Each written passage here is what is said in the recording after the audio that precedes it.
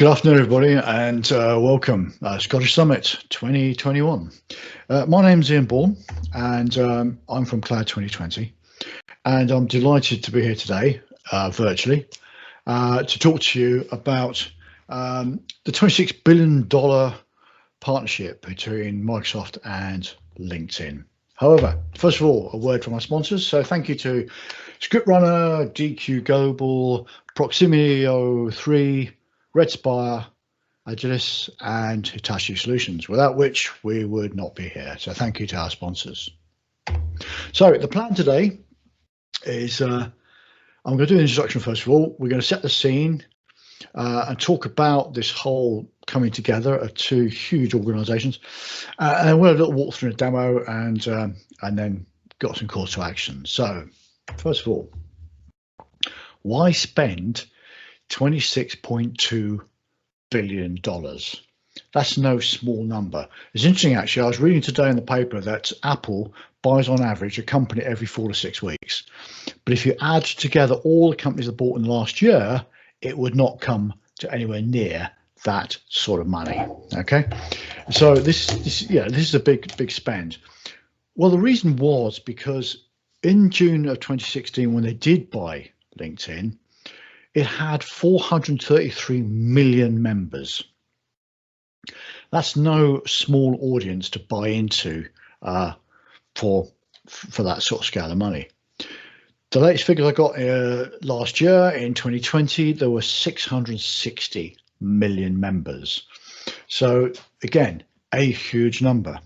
But what that gives you, and again, these are figures from last year, so these have gone up potentially.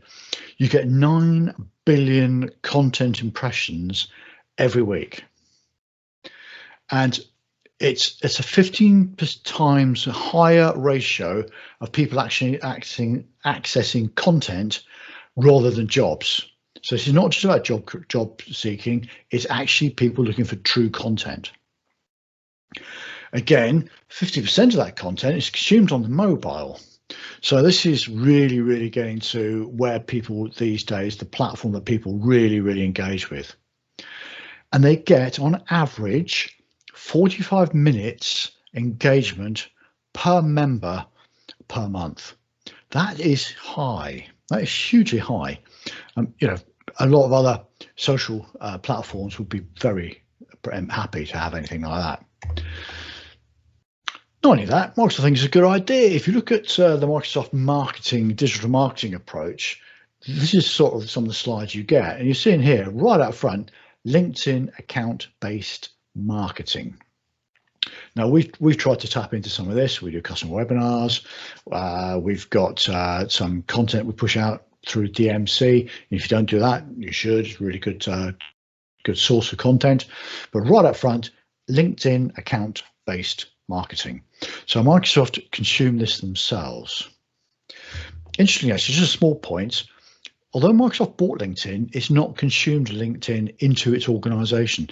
And that again is done deliberately because it wants LinkedIn to maintain that status of being a membership organization as opposed to just another part of Microsoft. Now, what's that do? Well, now these are figures that come directly from LinkedIn. Okay, so pinch of salt to be applied. However, look at some of these intents, okay? So how people approach LinkedIn, in this case, LinkedIn, Facebook, and Twitter. Do they come to LinkedIn to be entertained? No, they go to Facebook and Twitter for that. Do they come here to LinkedIn to improve their career or to learn from industry experts and search for new opportunities? Oh yes, and look how that compares to like for Facebook and Twitter. It's a very different positioning and proposition. Look at the trust. Now, this again was last year. I think this has probably polarized even further, although I don't have evidence for that, up-to-date evidence for that. But you know what's happened with Facebook in Australia and one sort of things. There's, for example, but however, LinkedIn is a trusted platform according to these figures. People go there because they trust it. There's other stuff. So in here, we're looking at confidence around privacy and data, right up there. Is it likely to show you deceptive content? No. Do you think it's a safe place to post on? Yeah, pretty much, 43%. And which platform has the most annoying ads? Brilliant, not LinkedIn. Now that's important. What you don't want to do is go in there and contribute to that 1%, and that's really rather important. So that's what we're going to look at in some of these things. Okay, what does this mean for dynamic users? Well, it means two things actually. One is the integration of Sales Navigator into Sales itself. This is Dynamics 365 Sales, and we'll look at that.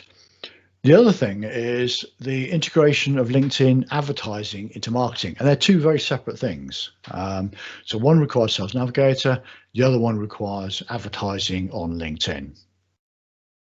So let's look at, first of all, the LinkedIn to Sales, between Sales Navigator and Sales. What do you get? Well, on contacts, you can see directly into the Sales Navigator data in contacts for the member and the company, the profile. On accounts, obviously the company. On leads, it's both the member and the company. And on opportunities as well, the member and the company. But in that case, the member is the primary contact in the opportunity. So that's all very good.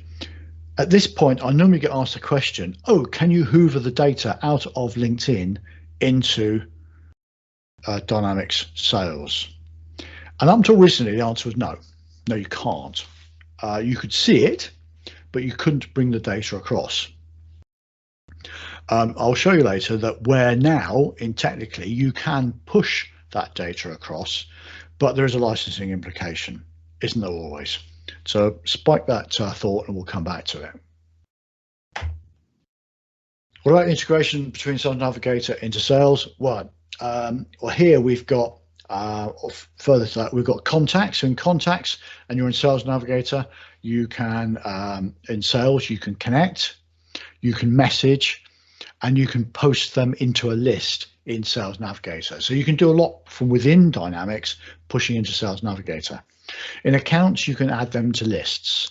So you may want to have a list in Sales Navigator of your top leads in a particular market sector, and that you could do. What you can push back is, I say, contact details with the license implication, position changes, again, license implication there, but notes applies to most licenses. So you're probably aware that Sales Navigator, there's a license for a Sales Navigator Pro and a Sales Navigator Team. There's now a Sales Navigator Enterprise license as well. The difference between Pro and Sales is that, Pro and Team, you'll see a bit later on, there's a lot more collaboration within a sales team in Dynamics 365. Okay. So what about the LinkedIn advertising into marketing? Well, this is pretty cool, actually. LinkedIn forms can push directly as leads into Dynamics, and we've used this to affect ourselves. Now, you can, in marketing, create your own forms and get LinkedIn to, as part of the action out of producing an advert, to push the data into a Microsoft Dynamics 365 marketing form. However, the trick is not to do that. The trick actually is to use the LinkedIn forms. Why is that? Well, just imagine the process. I'm in LinkedIn, I see an advert in there about the best thing you could ever have for dealing with your HR issues. Yeah, I've got some HR issues. Click, one click. Would you like a webinar around this? Yes, I would. There's a form there.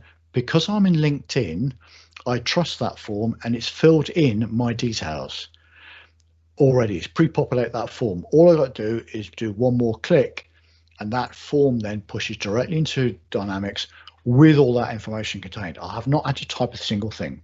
So you take away all those barriers to actually getting people to click and come through. The other thing you can do is track redirect URLs within LinkedIn. So if you post up some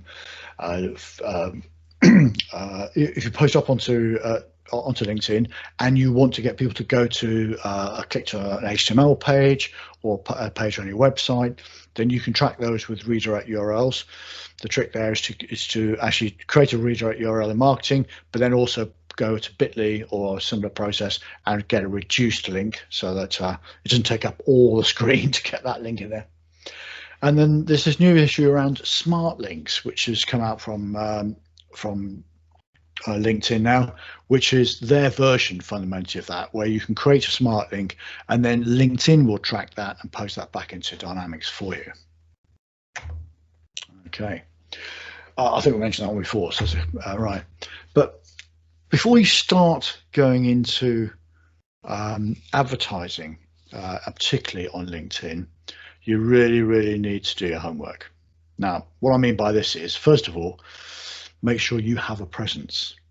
There are certain key elements within LinkedIn which you need to tick the box for to really get some traction. So first of all, on your presence, you need a logo, you need a tagline, you need a description, you need to define your industry size, where you are, they confirm your URL. So this is basically, when you go into your presence, there is a checkbox, and if you go through it, you can hit 100% on that, and that defines your presence. Okay, so that's just doing your homework. Don't go back, make sure you've got your profile 100% nailed. Now, the other thing is engage. Now, what LinkedIn is looking for here is a post at least once every 30 days. You don't want to do it once every 30 seconds or every 30 minutes. You want to do it regularly and at least once every 30 days. And then it's about quality. You need 100. There's some magic thing around getting 150 followers. Once you get 150 followers, you start hitting some metrics within LinkedIn and you'll get much better engagement. All right. There's a pointer on LinkedIn where you can actually look in and get content suggestions. So you can define the sort of organization you are, the sort of customer you're looking for, and it will throw out content suggestions from other posters. And what that means is you can then go in and link into those and go, great discussion you got going on there about your asset management or your HR solution or what have you. And I had something very similar myself, and we did the X, Y, and Z to it. So you can pick up on those content suggestions, and there's a great dashboard in there, and it will show you posts that may well have some synergy to what it is your messages or your profile aligns to. The other thing is to look at the page analytics. So look at who's coming in, who's looking at you, and what is resonating, and then make sure you build on that process. Okay, we'll come back to monitoring. Right, so how do you do advertising on LinkedIn? Well, first of all, you need some targeting. It says 20 dimensions in here. There are 20 ways you can go into to produce a profile of your target. I'm not going to go into all of them, but again, you need to spend a bit of time and get that right. What you're looking for here is to match the audience to what would be your ideal customer, or a customer that you've engaged with before. Now I'll come back to that because that's quite important actually. But it's, you know, who do you sell to now, and what does that person, what does that organization look like, or who, if you're starting out, who would you like to sell to? What do you think your product or service does to for a particular cohort of people that will really sort some pain barriers out for them? That defines personas. So, because at the end of the day, what LinkedIn is about people. So fundamentally, you may say, right, I've got this great HR product. It's really aimed at HR directors, and because of the sort of solution we've got, they're probably somewhere in the region of 100 to 250 employees, and that really is in the sweet spot. Brilliant. Okay. Well, that's my persona, and I'll go out and find that. Where do I want to find them? I want to find them, in the UK or UK and Ireland or Europe or whatever, and narrow down the geography and their buying approach and their level and so on. You want to set a minimum target audience. Now, that LinkedIn suggests numbers for this, and there's some pretty chunky numbers, I've got to tell you. But what they're saying is you should keep refining your criteria until you get a sizable target audience. Just bear in mind that when you put some budget against this, you can burn through a budget in LinkedIn in seconds if you're not careful. If you don't get this right, you would literally just hoover through your money. And I remember a discussion with a colleague who did some advertising on LinkedIn, and what was happening was his budget, he set a daily budget, and the budget expired every midnight and reset, and his budget was spent before 2 o'clock in the morning, because there's no respect for, the budget started at midnight. And what actually happened was the budget was being consumed even before his target audience were awake. So it was completely wasted. He had to really go back to the drawing board again and look at that target audience and try to hone it so that it would not burn out on people who were completely outside his target area. Okay, experiment. Really experiment. And this goes back to what I was saying just now. Now, to experiment, what you want to do is put together a campaign, put a minimum of 4 adverts into that campaign, which may actually potentially really have the same thrust in terms of message, but you're saying it differently, or you're using different graphics, or you've got a different title, and possibly change the text within it. So put a minimum of 4 adverts up for each campaign, and then literally give it some budget, test it, stop it, have a go back, have a look. Certainly when we did this initially, we found that out of the 4, we had 2 that did really well, 1 did exceptionally well. We struggled actually to work out why that one did well, but we went back in and analysed. We took copies of it and then tried to do something very similar, but with some minor tweaks to hone down what it was that was really hitting the mark. Now, I'll just say something else about that. You can spend money just getting clicks, and that's fine, but there's kind of, somebody said to me once that there are 2 types of people out there looking at LinkedIn for advertising: clickers and actually engagers. And it's the engagers you want. There are people out there that, whilst they're having a cup of coffee, or they're on a boring call or something like that, will go on LinkedIn and they'll just click. They'll go around and click. Now you don't want those. What you want is the people that are actually engaging with you. That's why you need to, as well as targeting your advertising, you want to target the journey. So what is the journey? I'm going to get people that are looking at to go to our website. I want the same people to go to our, and they're going to go to our website 2 or 3 times before they get engaged with us, and they want to download a white paper or whatever. So click, fine, but yes, you want to make sure these are clicking and people are actually engaging with you, and that's the subtlety. Okay, that's the difficult. Now, one little line here: use seniority rather than years of experience. Why do I say that? Because these days people, particularly high flyers, don't have experience. They gain seniority by moving through businesses potentially very quickly. So a few years ago, you'd be looking for people with experience because they understand the business and yada yada yada. But these days, go for seniority rather than years of experience. Segment by region. So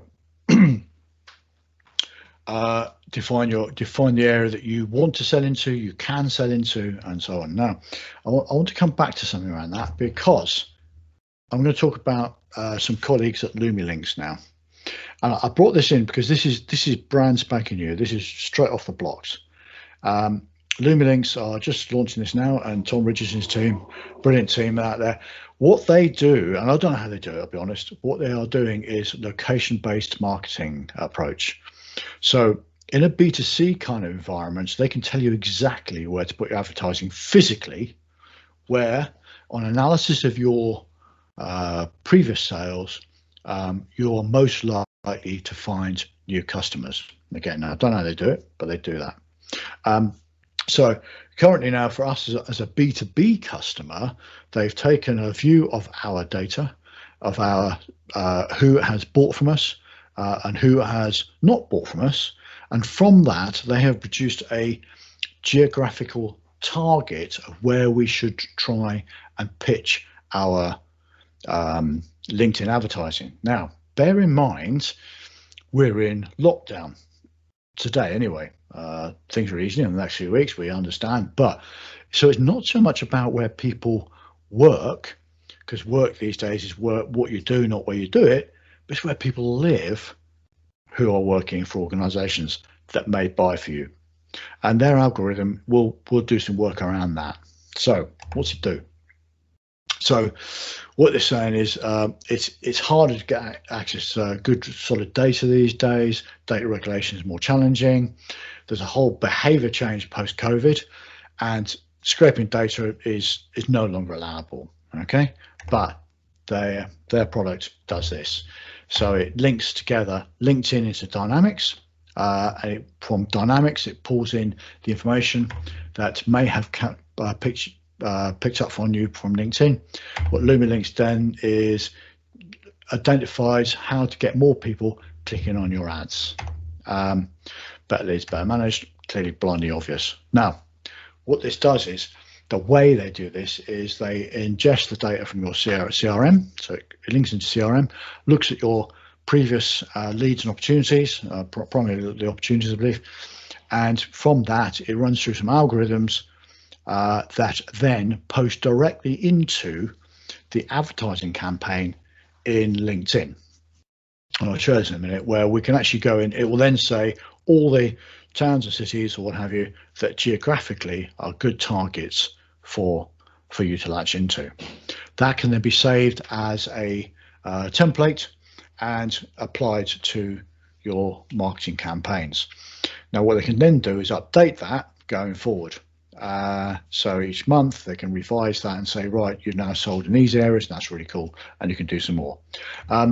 So the other thing about this is that their work's not stopping here. So Lumilinks assure me that and we've been a test example for them to work with, but Lumilinks expect to be able to soon offer you three things: analysis like this of where you should be marketing for customers you've not met yet, leads, opportunities, for those customers you currently have who are liable to churn, which is interesting, and those customers you have currently who are liable to buy more. Now again, I'm not sure how the algorithms work on that, but that's what they're working on as we speak. Okay, let's come back to the advertising on LinkedIn. Now, I used to have loads of slides around this to give you examples of this, but again, there's some great materials from LinkedIn themselves around how to do the marketing. So I'll just pinched a few points here to show you. First of all, there are different ad formats. Okay, so the single image ad is probably one that you're all very, very familiar with, and you can see that's fine for brand awareness and website visits, what have you, and generally across the board. The carousel ad's quite interesting because that is like a mini video, but with slides, and it sits there and it moves. Because it moves, it attracts attention. So that's quite cool, but takes a bit more setting up. The video ad gets lots of text, all right, because video is, it's flavor of the month. And people are very cool about video ads because it's movement, it's engaging, what have you. But obviously much more complex to set up, and probably takes some support from a marketing agency to get that right. Text ad, really, got a lot less traction these days. The dynamic ad's quite an interesting one, because dynamic ad, you may have seen it particularly from recruiters, because it puts a picture of you alongside a picture from them, and it's almost like, this is really, really, I'm talking to this person. And if you do it really carefully, it does literally put you face to face with somebody and go and really draws you in. So it grabs the image of the person from LinkedIn and the image from the advertiser on LinkedIn and puts them in the same space and says, you may want to talk to us. So what I'm saying here is there's various options here, and you should not stick with one. The expensive one to produce obviously is video ads, but the others you should have a look at and see if you can build them, because you're not going to put one ad up and make a sale. That really isn't going to happen. You need to put up a range of ads that will have different engagements with different types of people, but the people that buy from you will probably have engaged with your ads on many more than one occasion. Okay, so you've got to give them fresh content to engage with. Okay, once you advertise, monitor, and there's some great metrics you can keep an eye on here, but you can't just stick some money in, put an advert up and expect the leads to come in. You've really got to work on this, and this is like with any marketing. Okay, so you can look at the conversion tracking there, as you can see, some great graphs and that. You can monitor the individual campaigns down to, so this is right, that's a sub level of campaign, and so how each individual one is working. But then also the actual overall campaign itself, and there's some metrics then around who is it that's engaging with you. So you've gone in and produced your profile of your ideal customer. This is going to confirm or deny that for you, and see if you're on the right on the right track. And you can go in here and see, am I talking at the right level? Am I engaged on the right level and in the right industry or whatever? So you can monitor your campaign. So monitor. Okay.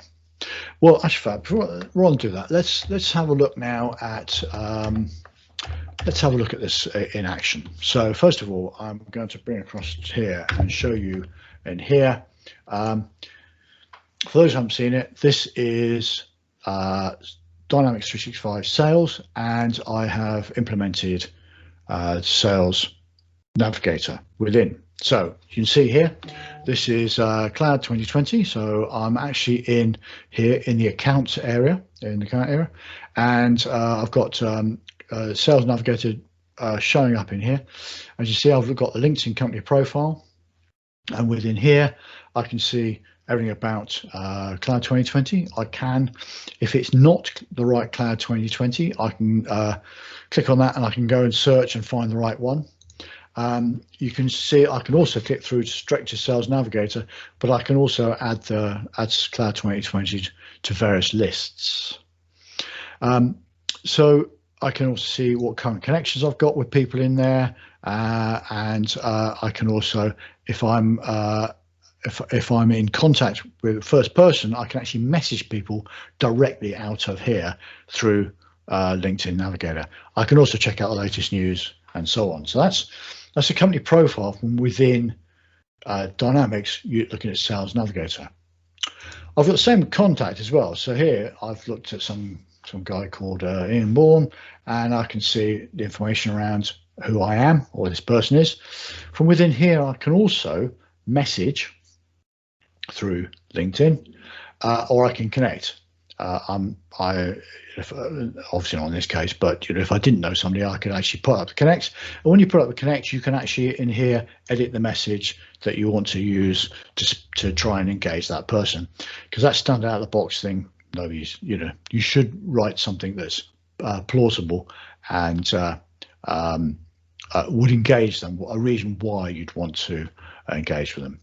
Okay, you see some recent activity going on here and what have you. So this is really a useful way of getting close to an individual. Now, the other thing is you can get introduced. Now, this is what I sent you before about the team license.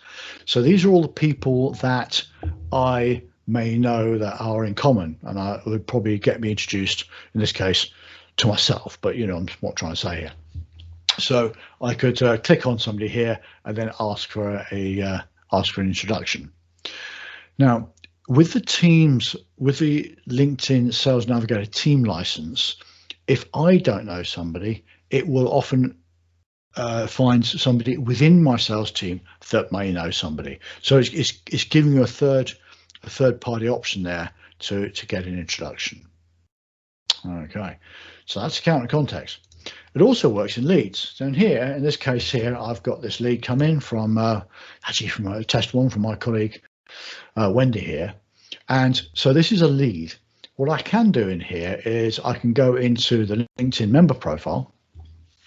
I can find Wendy. Now, yes, I had hoped that would work. This is showing the wrong Wendy. So in this case here, I can go in, I can say it's not the right person, and I can find the right person and match her.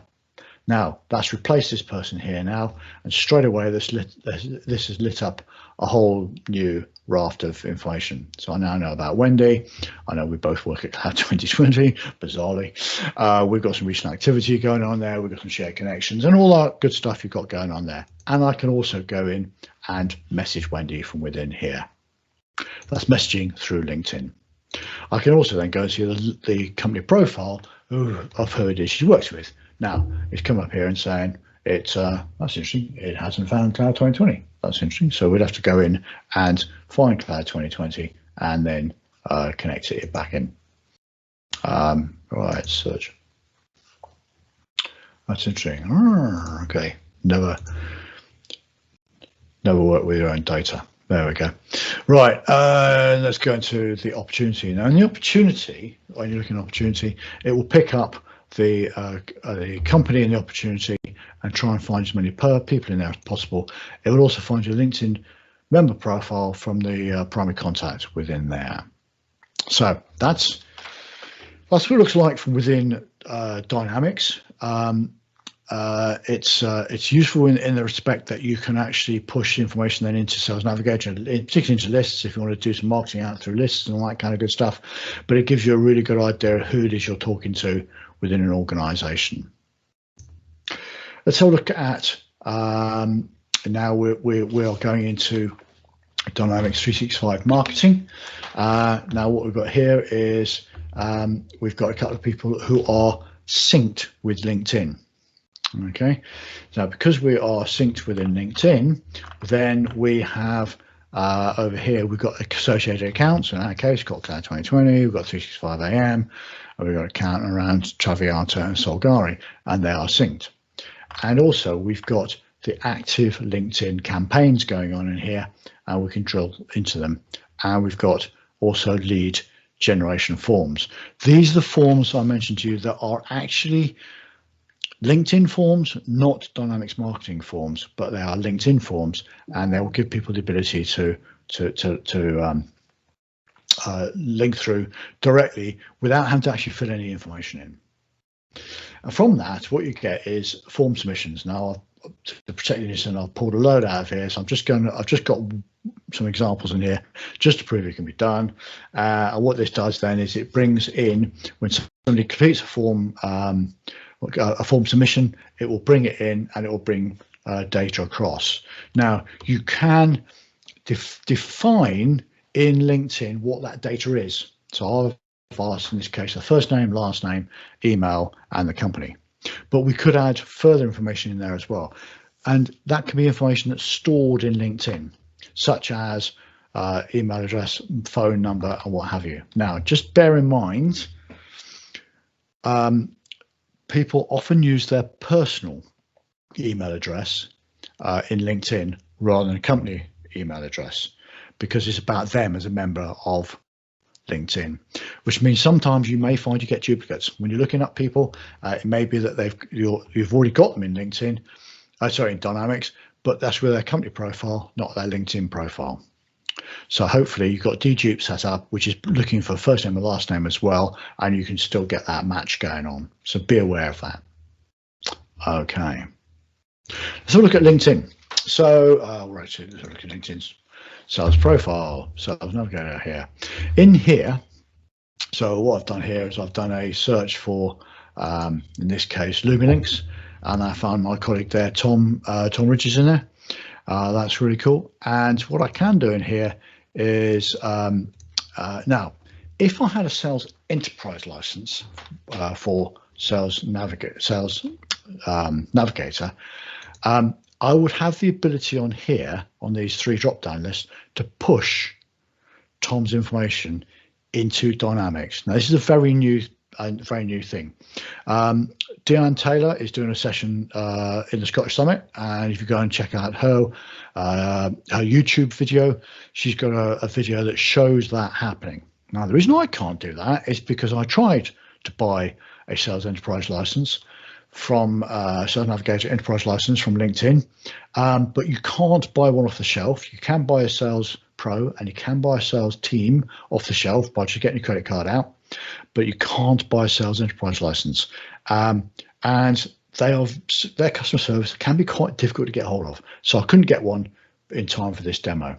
However, if I did, I'd be able to do 2 things. One is I could push through this contact's details as a contact into my Dynamics, all right, which is what people have been asking for a long, long time. The other thing I'd be able to do is I'd be able to spot when Tom Ridges changes his organization, and you can set up a view in Dynamics that shows you people that have changed their organization recently. Now, why is that important? I'll tell you why. We sell, for example, an HR platform. So we want to see when people who are in HR move companies, so that we can set up a journey in Dynamics marketing that says, hey, congratulations on your move to XYZ company.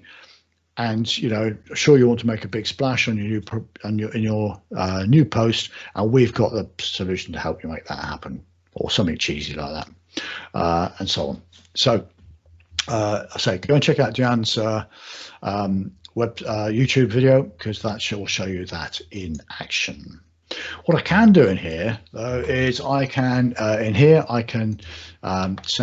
create a note in here, and if I create a note, it will actually, see here, copy to CRM.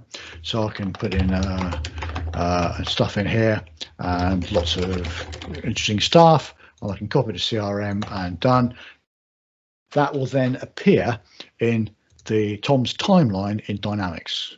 Okay, same with a messaging. As a fact, you notice here I can send Tom a message, so I'll put some message in here and I can copy that into CRM and I can send that, and that will appear then as a message in Tom Ridges' timeline in Dynamics. I won't do that because Tom will haven't got a clue what I'm talking about here, and he might not be watching this. Okay, right then. So that's kind of where we are in terms of some of the interactions between Sales Navigator. Now, we did talk about advertising, so let's open up the advertising element. And I think I've got about 5 minutes left. So let's open up. I want to open up the advertising. Now, I'm going to show you a couple of things here. I'm going to show you Lumilinks. If I go into here, I will show you that what actually happened is we've run this trial with Lumilinks, and if I go into the default campaign group, you'll see here that we've got Lumilinks, and that was pushed through on the 23rd of February. And if I go into there, create a campaign, what I can do in here is rattle through this, but I can let's just click say brand awareness for example. In the target audience, I can go into my saved audiences, and I've got the Lumilinks audience here that was pushed through. And what it's done is it's created some a listing here of the geographies that are really pertinent to where a lot of our customers are. Okay, so again, watch the space for Lumilinks. That's going to really be, let's see how that grows forward. So a couple of things to pick out on here in the short time we've got left available. One is, so far my target audience size is 6.4 million. Might suggest that's a bit big. And you can see the sum of spend that's going on here over a period of time. So in 30 days, I expect to get between 156 and 130,000 impressions. Might want to reduce that slightly. Okay, so that's when you start bringing into your different audiences. So for example, let's say we wanted to look at audience attributes, look at the company, and look at the say industries and company industries. There we go. And let's say let's go to, say, for example, insurance. We have to entertainment, FG, HR. Let's search for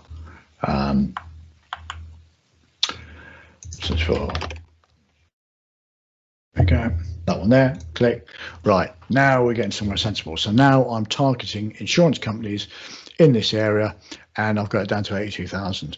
So you can see now as I start layering on top of this various other attributes such as company size and so on, I start to get this down then into a much more manageable number. I can also then see also the breakdown around the segments. So in this case, currently 7% of this 82,000 will be in IT, 3 in research and what have you. These are the ads I talked about. So the different types of ads, you select your ad, you can build the ad, but like I say, what you want to do is you want to build multiple versions of the same message. Now, one or two little challenges here. Watch out for this. So you want to watch out for that little button there, and there's a one down here about yeah. So then you want to start worrying about your budget and your delivery. So you can set a period when this is active, and you can set the budget that you want to spend. And notice this, it may vary. So it can go over 20, in this case £20 a day, within parameters, but you have different versions of the budget setting in here, and then you can optimize the goal. So the question is, what is it you're trying to do? Now I clicked on this time brand awareness. So therefore what you're trying to do is get people to get as many impressions as possible. But it might be that if you want to go for lead generation, then you're looking for click-throughs. And the click-through then would be onto the form that you are using to generate your conversion. You can then track the conversion, and this is where you decide what it is that you're trying to track through. So here we go. These are some previous ones. So we had people that opted into our webinar. In this case here, one wants to click through to request a demo. And so those are the no signals yet in this one because it's not been set going. But if you could select one of those, and that would be some of the measurements that you could use. So like I say, one thing, be very careful about setting these up. You need to set them up with a lot of variety initially, so you can try and then get some idea of what's going on with your campaign. I'm going to exit that without saving because I want to kick that off, because what you'll do then is you'll start to see some numbers kicking off here. Okay, now, this is a dummy one, so therefore you won't see much going on in here, but you'll very quickly see the spend crank up, the cost per result and what have you, and see how that's going. There's some great performance charts in here, so go and have a look. These are the performance charts. You see the total clicks. You can change that change that up here to any of these metrics and see what's going on, and set your time range, what have you. Like I say, dummy ones, there's nothing happening going in here, but once you set something going, you should spend time in here and just really see how this is kicking off. It's very exciting to watch it happening, but just watch that burn through on your budget. Okay, let's go back to this bit. So just as a roundup, because I'm pretty sure I'm running out of time here. First of all, if you're talking about marketing and advertising through LinkedIn, what are your outcomes? What are you trying to do? You're trying to raise brand awareness? Are you trying to get some click-throughs? You're trying to get people invited to a webinar? What is it you're trying to do? Do your homework around that. Try to define what your audience is and get your own positioning in place. So make sure you've got a LinkedIn landing page if it's about a specific event or what have you. Watch out for live events now. You can actually hold live events on LinkedIn. So that's a whole new discussion. So we'll come back to that perhaps another day. Set limits about what you want to achieve and how much you're prepared to spend on it. Segment very accurately and appropriately. So you've got a whole range of metrics around that. You can make so define the audience, the size of the company, the geography, the type of industry, etc., etc., etc.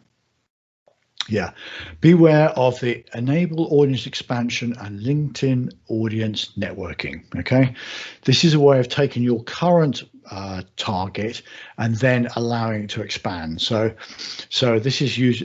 So LinkedIn will, in one case, it will go, okay, you've ticked that box, but that's very close to this box, so I'll allow the audience to expand into that box as well. Or the LinkedIn audience network is into associated platforms that are friends of LinkedIn, if that makes sense. So beware of those two buttons. I mentioned before, test, monitor, monitor, monitor. Yeah, absolutely. Test out what you're doing. Start off immediately with at least 4 adverts, which might have different graphics, different adverts themselves, different types of adverts, maybe different titles, whatever it is. And remember, try not to sell products, try and sell solutions. I know that sounds so cheesy, but it is the state. It is the way ahead. Don't expect immediate results. You've almost got to go out there and fail to understand what it is that's going to succeed. And that's it. That's important. So it's going to cost you money to learn what is appropriate for your audience, for your typical customer with your products and services. Follow through. When you get a lead, make sure you jump on it. So when a lead, if in our case, comes off an advert in LinkedIn and comes into Dynamics, that will then hit a segment. They'll immediately get an email from us. So they start on a journey then, and we'll move down that track, and we will continue to engage with them. And then if you get it all right, phone the Porsche garage. Okay, so can I thank you? Thank you for your attention. I hope you found that some of that of interest and what have you. Reach out to me at any stage. I'm very happy to answer questions, very happy to help you set any of that up. Give me a shout. Enjoy the rest of the session, and I wish we were all together now in Scotland enjoying a beer and all that banter that happens at these type of events. Be safe, everybody, and see you again perhaps this time next year.